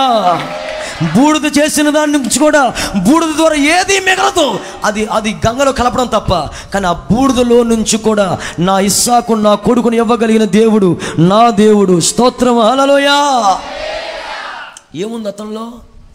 చెప్పాలి. ఏముంది అతనిలో? ఒక నమ్మకం, ఒక విశ్వాసం, నమ్మకం. అటువంటి నమ్మకం ఉండాలి దేవుని దగ్గర. యేసు ప్రభు వెళ్తున్న పడవలో గాలి తుఫాను వచ్చింది. యేసు ప్రభు అమరం మీద పడుకున్నాడు. ఎక్కడ చెప్పండి, అందరూ చెప్పాలి. మొన్న మధ్య అమలాపురం వెళ్తే నేను కూడా మొత్తం మీద ఒక బోటు దొరికింది మాకు. సాయంత్రం పూట వెళ్ళాం షికార్కి బోట్లో. నేను వాళ్ళు అడిగా, అమరం ఎక్కడ ఉంది అని. పలానా చోటని చూపించాను, ఇక్కడ అని పలానా. అక్కడికి వెళ్ళిపోయి కాలు చాపేసి పాట పాడుతున్నాను, నేను వెళ్ళే మార్గం అని పాట పాడుతున్నా. ఆ వీడియో మీరు అందరూ కొంతమంది చూశారు. అమరం దగ్గరికి వెళ్ళి కరెక్ట్గా అమరం ఎక్కడికి వెళ్ళినా చెప్పిన వాళ్ళు ఒక అరగంట సేపు జర్నీ చేశారండి. అక్కడ గోదావరి సముద్రం రెండు కలిసేది ఒకటి అంట, దగ్గరికి వచ్చేస్తుంది. అది అన్న చెల్లి గట్టేది ఉంటుందంట. అక్కడ మొత్తం మీద చూపిస్తా ఉన్నారు వాళ్ళు. దగ్గరికి వచ్చేటప్పటికి ఇంకా కొంచెం బోట్ ఇంకా ఊగుతుంది. అప్పుడు వాళ్ళు అడిగారు నన్ను, పాస్టర్ గారు అండి ముందుకు వెళ్దామా వెనక్కి వెళ్ళిపోదామా అని. నాకు అసలే నీటిగా అన్నం ఉంది బాబు, నాకు అసలే నీటిగా అన్నం ఉంది, వెనక్కి తిప్పే రై రై అని అడిగి పాట అయిపోయింది. ఈ లోపల వెనక్కి వచ్చేసాం. నేను తీసిన పాట, నేను వెళ్ళే మార్గం పాడిన పాట, వెళ్ళేటప్పుడు కాదు వచ్చేటప్పుడు పాడిన పాట అది. ఎదరికి వెళ్తే ఇంకా సముద్రం అంట, అలలు పెరుగుతాయి. అప్పుడు ఇంకో పాస్టర్ గారు అంటున్నాడు నాతోటి, అన్న కొంచెం ఇంకా ముందుకెళ్తే అసలైన థ్రిల్ అక్కడ ఉందన్న, ఊగొద్దిలాగా అసలైన థ్రిల్, చచ్చేపోతాం వద్దులే బాబు అని చెప్పి వెనక్కి తిప్పేసి. ఎందుకంటే వెళ్ళిన పని జాగ్రత్తగా చూసుకుని రావాలి.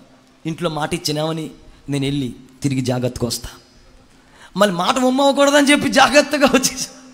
దేవునికి స్తోత్రం కలుగును గాక. హుషారుగా చెప్పను హల్లెలూయా.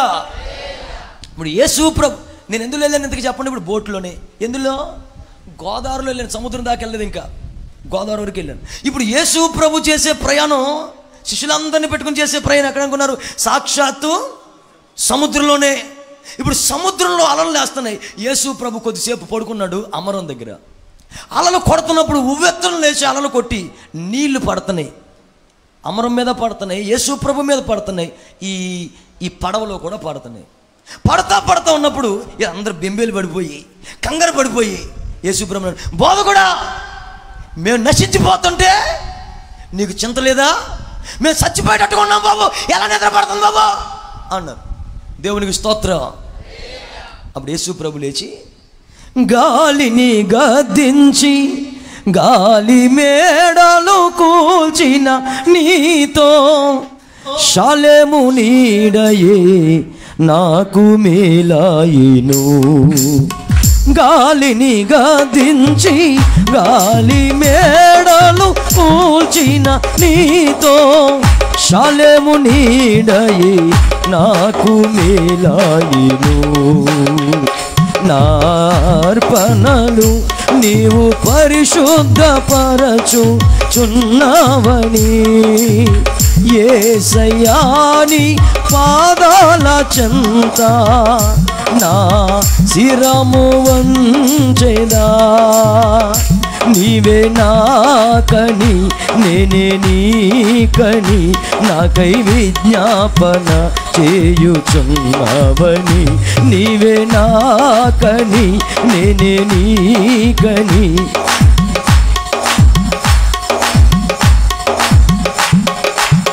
మంద కాపరుల గుడారాలలో మైమరచితినే మమతను చూపిన నీపైనే.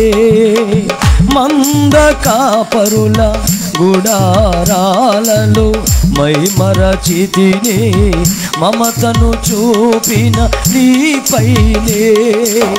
మహిమాన్వితమైన నీ మందలో నన్ను దాచిన నీతో సియోను ధ్యానమే నాకు మేలాయిను.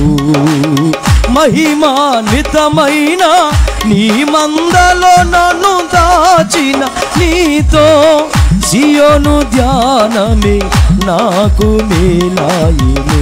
అందరు చెప్దాం. నార్పణలు నీవు చప్పట్లు గట్టిగా యేసయ్యాని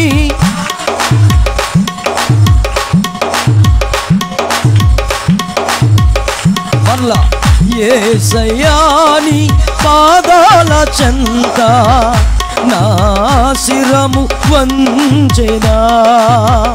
నీవే నాకని నేనే నీకని నాకై విజ్ఞాపన చేయుచున్నావని. నీవే నా చపాలు గట్టిగా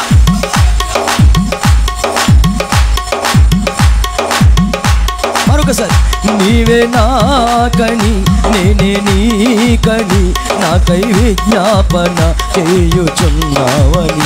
నీవే నాకని నేనే నీకని నాకై విజ్ఞాపన చేయుచున్నావని. హల్లెలూయా. యేసు ప్రభు ఉన్న పడవలో నీళ్ళు వస్తాయి. ఆయన గాలిని తుఫాన్ని గద్దించి లేవగానే చెప్తున్న మాట ఏంటి చెప్పనా? చెప్పండి ఎవరన్నా. తిట్టలేదు అక్కడ. అల్ప విశ్వాసులారా అనలేదు. అల్ప విశ్వాసులారా, స్వల్ప విశ్వాసులారా, కొంచెం అధికమైన విశ్వాసులారా అనలేదు. Where is your faith? మీ విశ్వాసం ఎక్కడ? కష్టం వచ్చిన సందర్భంలో నేను మీకు అనుగ్రహించాను. ఇబ్బంది పరిస్థితులలో వెళ్ళిపోతూ కూడా ఒంటరిగా మిమ్మల్ని విడిచిపెట్టలేదు. ఆదరణకర్తను మీకు అనుగ్రహించాను, ఆదరణకర్తనిచ్చాను. నేను వెళ్ళిపోతే ఏమైపోతారో అని ఆదరణకర్తకు అప్పగించి వెళ్ళాను. నేను వెళ్ళిపోయిన తర్వాత ఏది మీకు తక్కువ కాకూడదని, దేని గురించి మీకు భయపడకూడదని, దేని గురించి కలవరపడకూడదని, దేని గురించి కంగారు పడకూడదని నేను మీకు విశ్వాసం ఇచ్చాను. మీ విశ్వాసం ఎక్కడ? Wear is your faith? శ్రమ వచ్చినప్పుడు ఉపయోగించవలసిన వస్తువు ఏంటి? విశ్వాసమే. ఇబ్బంది కలిగినప్పుడు వాడే వస్తువు ఏంటి? విశ్వాసమే. సమస్యలు వచ్చిన, ఇబ్బంది వచ్చింది, మనమే కనుమరుగైపోయే పరిస్థితి వచ్చింది. ఆ సమయంలో కూడా విశ్వాసంతో మన నోటితో పలకగలిగితే, నోటితో ఒప్పుకోగలిగితే, నోటితో విడుదల చేయగలిగితే, నేను కాపాడబడబోతున్నాను, నేను రక్షింపబడబోతున్నాను, నేను బలపరచబడతాను. 2020లో కరోనా వచ్చినప్పుడు నా ధైర్యం ఏంటి చెప్పనా? 2020 జనవరిలో మనకిచ్చిన వాగ్దానమే మన ధైర్యం.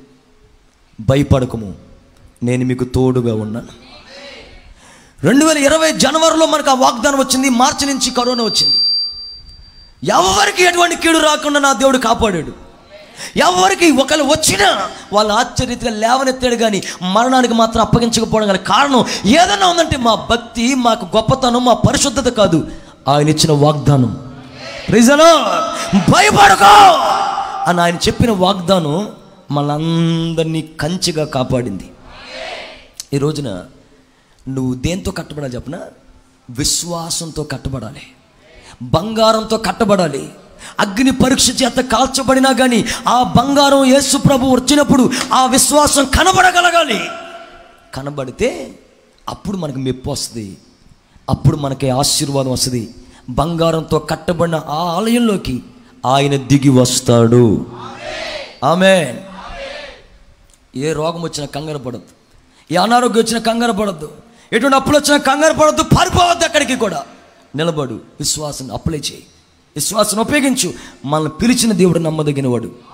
Praise the Lord. రెండో మాట చెప్తాను. రెండవదిగా దేనితో కట్టాలంట? త్వరగా చెప్పేస్తాను. 2 మాటలు. వెండి. బి చెప్తున్నాను. వెండి అంటే అని మాటకు అర్థం చెప్పండి. వెండికి కూడా పుటము కలుగుదంట. చదవండి 66వ అధ్యాయం 10వ వచనం. కీర్తనలు 66:10. కీర్తనలు 66:10.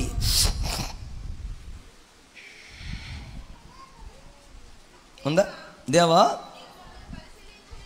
నీవు మమ్మలను పరిశీలించి ఉన్నావు, వెండిని నిర్మలము చేయునట్లుగా మమ్మలను నిర్మలుగా చేసి ఉన్నావు. ఓకే, వెండి నిర్మలతకు సూచన. నిర్మలత అంటే ఏంటి చెప్పండి? పరిశుద్ధత. అందరనాలి. బంగారం దేనికి గుర్తు? విశ్వాసానికి. వెండి దేనికి గుర్తు? మమ్మల్ని నిర్మలము చేసి, నిర్మలం అన్న మాటకు పరిశుద్ధత. సామెతల గ్రంథం, సామెతలు 17:3. సామెతలు 17:3. త్వరగా. వెండికి మోస తగినది, బంగారానికి కొలిమి తగినది. చాలు. ఇక్కడ బంగారానికైనా వెండికైనా రెండింటిని కూడా టెస్ట్ చేసేది దేంతో చెప్పండి? పాత్ర మారిందంతే, కానీ కింద ఫైర్ మాత్రం అది. కొలిమి, బంగారాన్ని కొలిమేస్తారు. కొలిమిలో ఒక చిన్న పాత్రలానే ఉంటుంది. కానీ వెండికి మోస అంటే ఏంటంటే ఒక కొండ లాంటిది ఉంటుందంట. ఆ కొండలో కరగబెడతారు వెండినంట. బైబిల్ చదివితే తెలిసింది, నాకేం తెలిసి వచ్చి నేను ఏమన్నా ఆ పనులు చేసేవాడిని ఏంటి? బైబిల్ చదివితే అర్థమైంది కొంచెం. కొండ లాంటి దాంట్లో కరగబెడతారంట. అందుకని వెండికి కూడా మోస తగింది, బంగారానికి కొలిమి తగినది అంటాడు. దేవునికి స్తోత్రం చెప్పాలి గట్టిగా. 2 చేతులు పైకెత్తి చెప్పాలి గట్టిగా. ఇప్పుడు మనం దేంతో కట్టబడాలి? రెండోదిగా వెండితో కట్టబడాలి. అంటే ఏంటి వెండి అంటే? అది మీరు అన్నమాట. పరిశుద్ధతతో మనము కట్టబడగలగాలి. Praise the Lord. హల్లెలూయా. మీరు అనుకోవచ్చు, ఏమండి నోరు తెరిస్తే మా చుట్టూ ఉన్న వాళ్ళ మధ్యలో ఉన్నాం, మేము బూతులు ప్రపంచం మధ్యలో ఉన్నాం. నోరు తెరిస్తే అపవిత్రత కలిగిన వాళ్ళ మధ్యలో ఉన్నాం. అమ్మ అనే దానికంటే వాళ్ళకి ఎదరం ఒక నీ అని పెట్టుకునే మాట ఎక్కువ తెలుసు వాళ్ళకి. బూతుల ప్రపంచం మధ్యలో మేము నివసిస్తున్నాం. ఆ అపవిత్రమైన మాటలకు చెవులు పాడైపోయాయి, నోరు కూడా పాడైపోయి అనకూడని మాటలు కూడా మా నోటు వస్తున్నాయి. ఏ విధంగా అని మీరు బాధపడుతున్నారా? అయితే ఒక శుభవార్త. ఏంటి ఆ శుభవార్త చెప్పిన? ఇదే సిచ్యువేషన్లో ఉన్నాడు. ఎవరు తెలుసా? యెషయా అనబడిన వ్యక్తి. చెప్పండి ఎవరు? యెషయా అనబడిన వ్యక్తి. ఇదే సిచ్యువేషన్ ఉంటే నేను పరిశుద్ధుడైన దేవుని ప్రతిరూపాన్ని చూస్తూ దేవుని దేవదూతలు అందరూ పరిశుద్ధుడు పరిశుద్ధుడని కొనియాడుతుంటే అది చూస్తున్న దైవజనుడు, అయ్యా అపవిత్రమైన పెదవుల వాళ్ళ మధ్యలో ఉన్నాను బాబు, అపవిత్రత కలిగిన వారి మధ్యలో ఉన్నాను బాబు, నేను అపవిత్రను బాబు, నేను చచ్చిపోతాను బాబు అని చెప్పి ఏడుస్తుంటే ఒక అగ్ని కారులోంచి తీసిన నిప్పు తీసుకొచ్చి, యెషయా గ్రంథం 6వ అధ్యాయం తీయద్దులే, రాసుకోండి. కారులోంచి తీయబడిన నిప్పును తీసుకొచ్చి ఆయన పెదవులకు తాకగాని, అగ్ని ఆయన పెదవులకు అలా తాకగాని ఆయన పెదవులు పరిశుద్ధపరచబడ్డాయి. Praise the lord. దేవునికి స్తోత్రం కలుగునుగాక. అపవిత్రమైన వాళ్ళ మధ్యలో ఉన్నా నువ్వు కంగారు పడకూడదు. దేవుని పట్ల నేను పరిశుద్ధంగా ఉండాలని నువ్వు కోరుకోగలిగితే ఆ కోరికను బట్టి నీకు పరిశుద్ధత నా దేవుడు ఇవ్వగలిగిన వాడు. స్తోత్రం చెప్పండి గట్టిగా. దేవుని దగ్గర ఉండగలిగిన వాళ్ళు ఎవరు చెప్పనా? దేవదూతలు ఉన్నారు ఆయన చుట్టూ. దేవదూతలు ఎలా ఉంటారు చెప్పనా? అగ్ని మధ్యలో, కాలుచున్న రాళ్ల మధ్యలో వాళ్ళకి తరిఫీదు ఇస్తున్నాడు దేవుడు. కాలుచున్న రాళ్ల మధ్యలో తరిఫీదు పొంది కాల్చబడి కాల్చబడి కాల్చబడి అప్పుడు కూడా వాళ్ళు 2 రెక్కలతో తమ ముఖాన్ని కప్పుకొని, 2 రెక్కలతో తమ కాళ్ళను కప్పుకొని, 2 రెక్కలతో ఎగురుతూ పరిశుద్ధుడు అని దేవుని స్తుతిస్తున్నాయి. దేవునికి స్తోత్రం కలుగునుగాక. చేతెత్తి స్తోత్రం చెప్పాలి. ఎక్కడ నివసిస్తావు బాబు నువ్వు? చదవండి ఒకసారి నిర్గమాకాండం 24వ అధ్యాయం. నేను మీ మధ్య నివసించినట్లు నా కొరకు ఒక పరిశుద్ధ స్థలమును నిర్మింపవలెను. 24:8, 25:8. సిస్టర్ ముందు చదివేశారు కాబట్టి చదవండి అమ్మా, కంటిన్యూ చేయండి. నేను వారిలో నివసించినట్లు వారు నాకు పరిశుద్ధ స్థలమును నిర్మించాలి. నేను నీకు కనబరిచినట్లుగా నేను నిర్మించాలి. చాలమ్మా చాలు. నేను కనబరిచినట్లుగా నేను మీలో నివసించాలంటే, నేను మీ దగ్గర నివసించాలి అంటే ఒకటిగా సరిచేయబడాలి, రెండవదిగా నీవు పరిశుద్ధముగా కట్టబడాలి, పరిశుద్ధతతో కట్టబడాలి. దేవునికి స్తోత్రం కలుగునుగాక. సొలొమోను మందిరం అంతా బంగారంతో కట్టాడంట. కానీ మనం దేంతో కట్టుకోవాలి తెలుసా? వెండి అనబడిన సూచన గుర్తుగా ఉన్న పరిశుద్ధతతో మనం కట్టబడాలి. పరిశుద్ధతను అపేక్షించే దేవుడు నా దేవుడని మనం గుర్తుపట్టాలి. ఈ రోజున ఎక్కువ అపవిత్రత ఎక్కడ జరుగుతుంది చెప్పనా? మొన్న ఒక దైవజనుడు అది చెప్పినప్పుడు నాకు గుర్తొచ్చింది ఈ మాట. ఎక్కువ అపవిత్రత ఎక్కడ జరుగుతుంది చెప్పనా? అతి ఎక్కువ జరుగుతుందిరా అంటే మందిరాల్లోనే, మందిరానికి వెళ్ళే వారిలోనే పరిశుద్ధంగా ఉన్న దేవుని ఎరిగి కూడా, పరిశుద్ధత కలిగిన దేవుణ్ణి గమనించి కూడా, కానీ అపవిత్రత ఎక్కడ ఎక్కువ జరుగుతుంది అనుకున్నారు? మందిరానికి వెళ్ళే వాళ్ళలోనే ఎక్కువ అపవిత్రత. ఆ లైన్లో నుంచి ఉంటాడే సారా బాటిల్ దగ్గర లైన్లో, ఆ నుంచున్న వాడు 2వ వాడు 3వ వాడి పేరు, 2వ వాడి పేరు యేసు, 3వ వాడి పేరు పేతురు. అక్కడ నిలబడిన వాళ్ళు సారా తాగడానికి.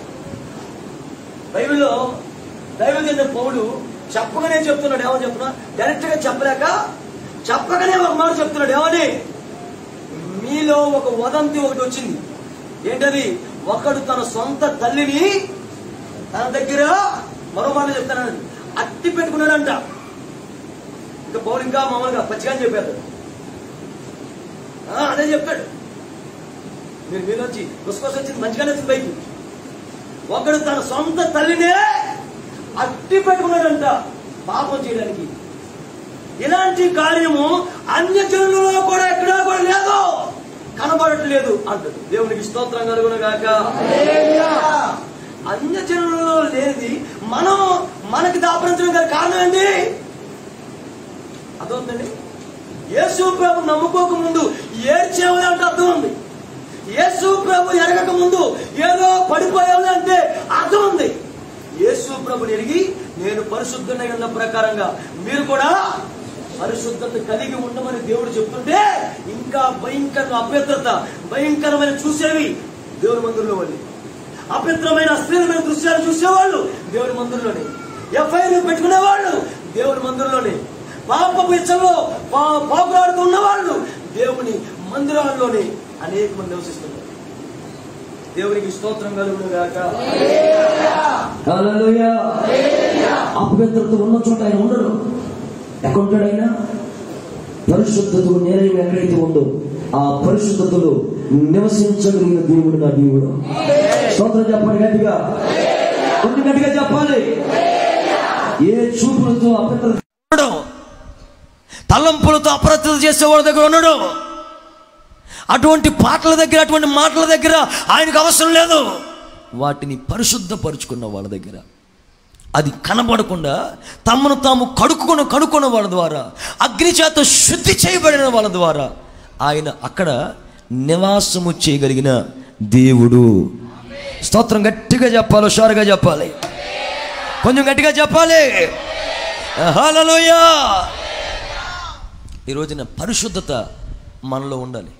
అది చూడగానే, అపవిత్రత చూడగానే ఏం చేశాడు యోసేపు తెలుసా? పారిపోయాడు. అపవిత్రతను చూడగానే పారిపోయిన యోసేపుని బట్టి దేవుడు అతన్ని సింహాసనం మీద ఎన్నుకున్నాడు. సింహాసనం మీద కూర్చున్న పెట్టడం గల కారణం పరిశుద్ధత కలిగి మనం నివసించుదుముగాక. ఒకటి, దేంతో కట్టాలి చెప్పండి? బంగారం. అంటే ఏంటి? ఎలా కట్టబడాలి మనం దేవుని చేతిలో? నేర్పరైన సేవకుని చేతిలో ఎలా కట్టబడాలి? విశ్వాసం మూలంగా కట్టబడాలి. 2, ఏ విధంగా కట్టబడాలి? ఇంకా వెండితో కట్టబడాలి, పరిశుద్ధతతో కట్టబడాలి, నిర్మలమైన వాళ్ళగా కట్టబడాలి. దేవునికి స్తోత్రం కలుగునుగాక. ముచ్చటగా 3వ మాట, దేంతో కట్టబడాలి? వెళ్ళగలిగిన రాళ్ళు. ఇంకోటి చెప్తానండి, వెండి అన్ననే ఆ రోజుల పూర్వం ఏది కొనాలన్నా, భూమిని కొనాలన్నా, ఏమంటే భూమిని కొనాలన్నా, ఒక మనిషిని అమ్మేయాలన్నా, ఒక మనుషునికి విడుదల కలగజేయాలన్నా, స్వాతంత్రం కలగజేయాలన్నా, ఇది పాత నిబంధన. స్వాతంత్రం కలగజేసేది. అమ్మాలనేది కొత్త నిబంధన. ఒక పొలం కొనాలన్నా, ఒక భూమిని కొనాలన్నా, ఒక ఎడ్లు కొనాలన్నా ప్రతిదీ దేంతో వాడారు చెప్పనా? వెండితోనే వాడారంట వాళ్ళు. దేవునికి స్తోత్రం కలుగునుగాక. ఇన్ని వెండి రోకలు ఇచ్చి ఆఖరికి సంసోను బలం తెలియాలన్నా దేన్ని ఉపయోగించారు? ఒక్కొక్కరు 1200 వెండి రోకలంట. ఒక్కొక్కరు 1200 వెండి రోకలు ఇస్తే ఆ వెండి రోకలతో మొత్తం ఆడి బలం తెలుసుకుంది దెలీలా. దేవునికి స్తోత్రం. అంటే వెండి సామాన్యమైంది కదా ఆ రోజుల్లో. ఏ వస్తువు కొనాలన్నా, ఏది చేయాలన్నా, ఎవరిని అమ్మాలన్నా, ఏది స్వేచ్ఛ కలగజేయాలన్నా వెండితోనే కొన్నారు, అమ్మారు. దేవునికి స్తోత్రం. 3, వెళ్ళగలిగిన రాళ్ళు. అన్న అందరూ కూడా, అందరూ అనాలి మొత్తం మీద. వెళ్ళగలిగిన రాళ్ళు కాలుతాయి. అసలు ఎంత విచిత్రం! రాళ్లతో కట్టబడాలంట. రాళ్లతో.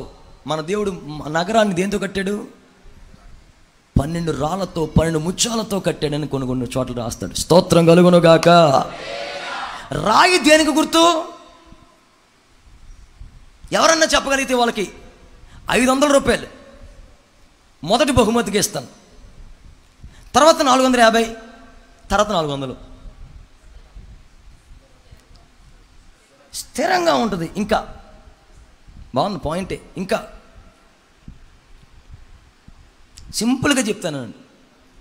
యోర్దాన్లో వాళ్ళు నడిచి వెళ్ళినప్పుడు, యోర్దాన్ నుంచి వాళ్ళు ఏకరాశిగా మార్చబడినప్పుడు దేవుడు అంటాడు, ఇదిగో ఒడ్డు దగ్గర నుంచి 12 రాళ్ళను తీసుకుని అక్కడ వేయండి.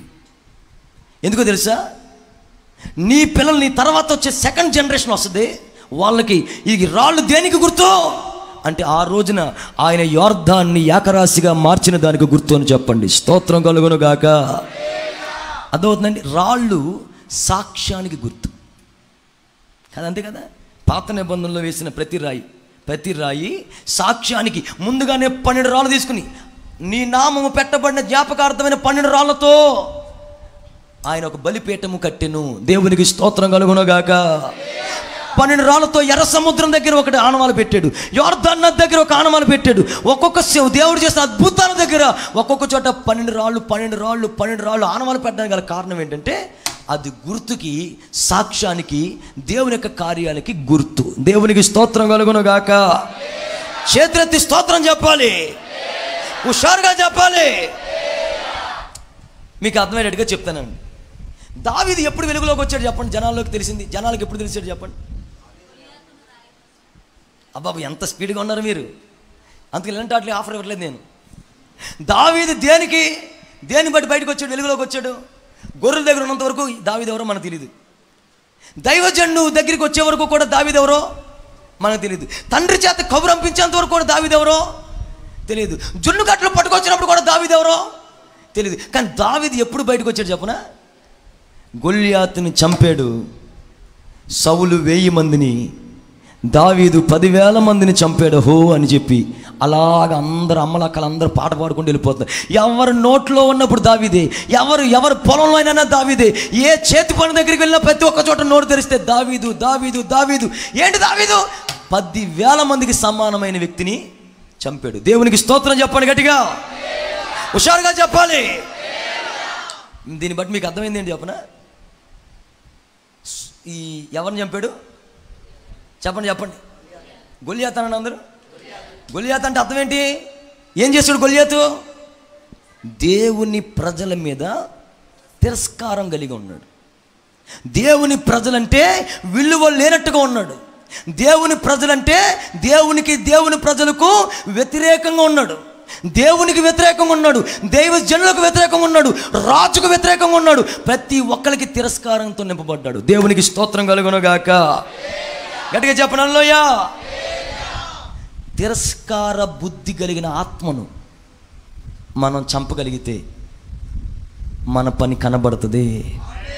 తిరస్కార బుద్ధి అంటే చెప్తాను మీకు అర్థమైనట్టుగానండి. దేవునికి స్తోత్రం కలుగును గాక.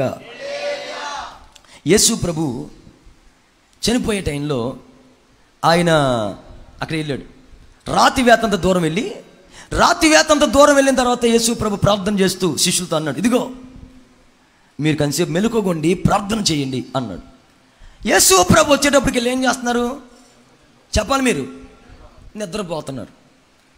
వెంటనే లేపి, ఒరే ఒక గడియ అంటే ఒక 3 గంటలు, ఒక 3 గంటలని నాతో పాటు మెలుకోగా ఉండలేరా?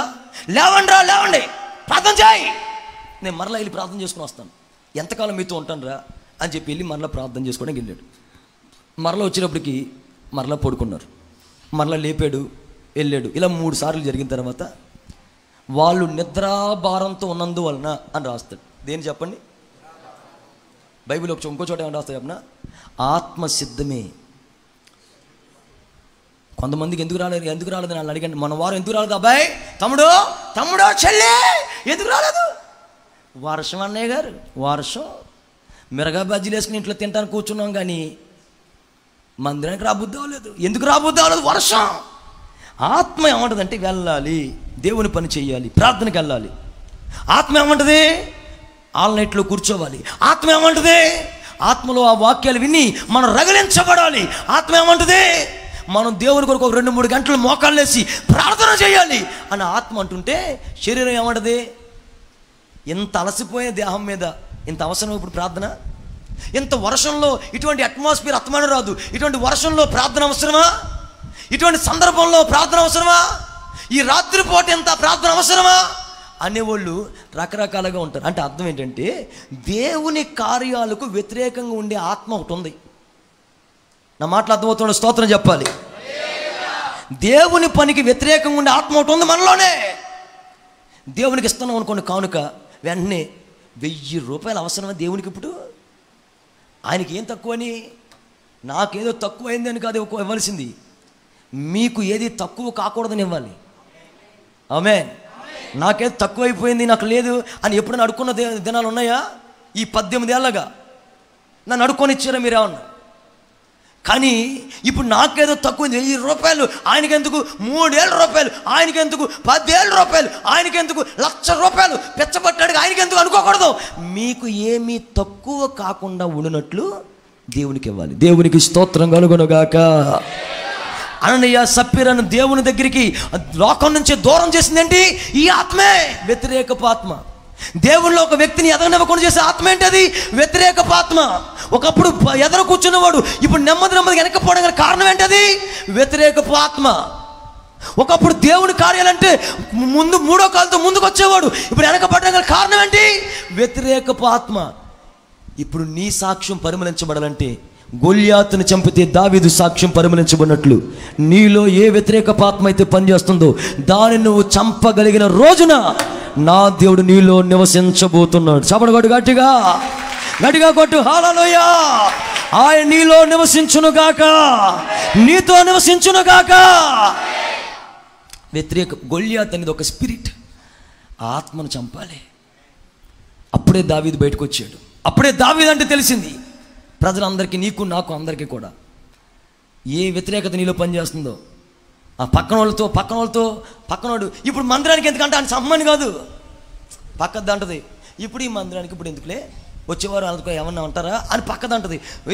నువ్వు గొల్యాత్ ఆత్మని దాన్ని చంపకూడదు, కేసు అయిపోద్ది. నేను మళ్ళీ సాక్ష్యం చెప్పడం కూడా రాను, నన్ను పిలవద్దు, ఇంట్లో కూర్చొని మోకాలేసి ప్రార్థన చేస్తానంతే. దేవునికి స్తోత్రం కలుగును గాక. దాన్నిగా చంపవలసింది, దానిలో నా ఆత్మ, ఈ ఆత్మ నన్ను బంధించబోతుంది ప్రభు అని దాన్ని కల్లెర చేసి దుష్మానికి బచ్చి అని లోపల గద్దించి, నువ్వు రాకపోతే నేను వెళ్ళిపోతాను చేయాలి. దేవునికి స్తోత్రం కలుగును గాక. చేతితో ఒక స్తోత్రం చెప్పు, గట్టిగా హుషారుగా చెప్పాలలోయా. ఇది మీకు చెప్పమన్నమాట దేవుడు. 5-6 గంటలు 7 గంటలు మోకాళ్ళు వేస్తే 1 గంట చెప్పమన్నాడు మీతో ఈ మాటలు చెప్పమన్నాడు. ఈ ఆత్మ నువ్వు చంపాలి. కరోనా వచ్చిన తర్వాత ఈ ఆత్మ ఎక్కువైపోయిందంట, వ్యతిరేకపు ఆత్మ. సుఖపడు, తిను, తాగు, ఈ ఆత్మ ఎక్కువైపోయింది. దాన్ని ఇప్పుడు ఏం చేయాలి? ఆ దుష్మానికి బచ్చిని ఏత్తే ఒక్క దెబ్బతో తెగిలి పడిపోవాలి ఇంకంతే. అది ఆత్మను చంపితే మనములో ఆయన నివసించునుగాక. ఇంకా కర్ర, కాలు, కొయ్యకాలు, గడ్డి ఎందుకు వచ్చిందండి? నవీన్ లాంటి ఒక నిప్పెత్తచాలు అంటుకుపోద్ది. దేవునికి స్తోత్రం కలుగును గాక. హుషారుగా చేతితో ఒక స్తోత్రం చెప్పండి, అంతకంటే ఎక్కువ నన్ను అడగనివ్వకండి. దేవునికి స్తోత్రం చెప్పండి. కొయ్య, కాలు ఇవన్నీ అలా నిప్పెత్తచాలు అంటుకుపోయి దాంతో ఇంక కట్టబడద్దు, మనం కట్టబడకూడదు కూడా. ఎక్కడ కట్టబడాలి? నేర్పరి అయిన శిల్పకారి దగ్గర కట్టబడాలి. స్తోత్రం కలుగును గాక. చెప్పాలలోయ. ఎలా కట్టబడాలి? బంగారంతో కట్టబడాలి. ఎలా కట్టబడాలి? వెండితో కట్టబడాలి. ఎలా కట్టబడాలి? వెలగలిరాలు. 1 విశ్వాసంతో కట్టబడు. 2 పరిశుద్ధతతో కట్టబడదాం. 3 సాక్ష్యముతో కట్టబడదాం. అప్పుడు మనలో ఆయన మహిమ నివసిస్తుంది. అగ్నికి ఆహుతి కాకుండా మనం నిలబడుతుంది. ఆయన రాజ్యానికి వారసులుగా చేస్తుంది. అట్టి కృప దేవుడు మన అందరికి అనుగ్రహించును గాక. ఉన్న పలంగా అందరూ అలాగే మోకరించండి.